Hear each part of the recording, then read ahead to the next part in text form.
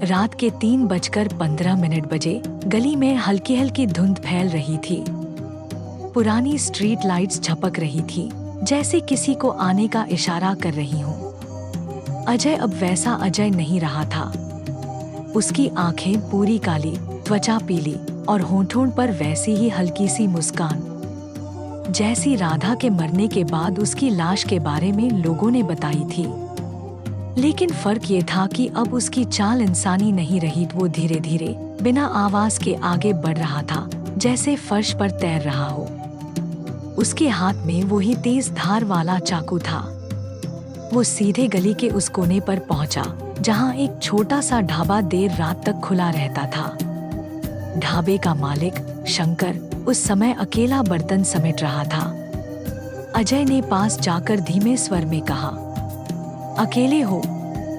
शंकर ने बिना ऊपर देखे जवाब दिया, हाँ, बस बंद करने ही वाला हूँ। अरे, तुम नए वाले फ्लैट में रहते हो ना? कैसे?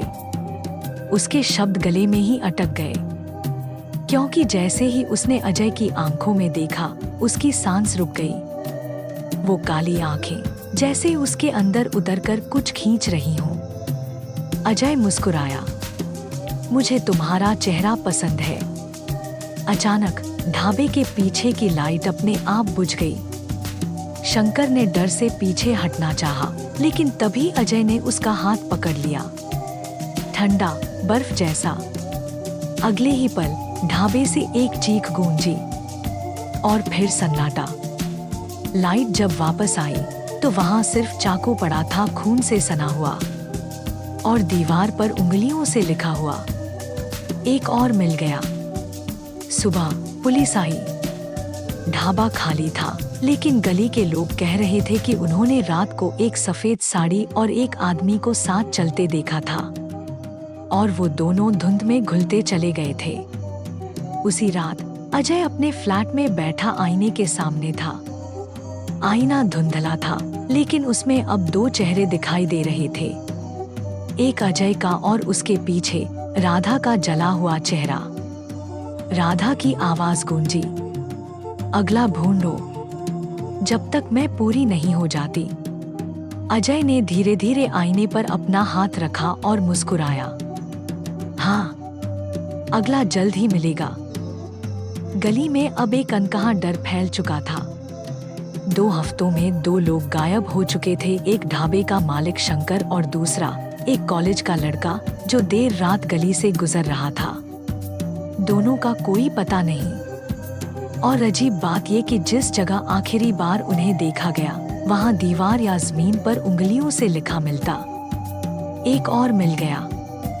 अजय अब दिन में भी बाहर निकलने लगा था, लेकिन उसकी चाल, उसका चेहरा, सब सामान्य दिखने की कोशिश करते हुए भी अजीब था। कभी कभी वो राह चलते लोगों को घूरता, मानो उनके चेहरे को परख रहा हो। राधा की आवाज उसके कानों में लगातार गूंजती रहती, नहीं, ये सही चेहरा नहीं, ढूंढो, मैं पूरी नहीं हुई। एक रात करीब 2:40 बजे अजय फ्लैट से निकला। धुंध पहले से घनी थी और गली में सिर्फ एक टिमटिमाती स्ट्रीट लाइट जल रही थी। वो धीरे धीरे एक पुराने किराना स्टोर के सामने रुका। अंदर से हल्की सी रोशनी आ रही थी। मालिक रमेश अपना हिसाब लिख रहा था। अजय दरवाजे के पास खड़ा हो गया और धीमे स्वर में बोला, देर तक जाग रहे हो? रमेश ने बिना ऊपर देखे जवाब दिया, हाँ भाई, महीने का आखिरी है, हिसाब कर रहा हूँ।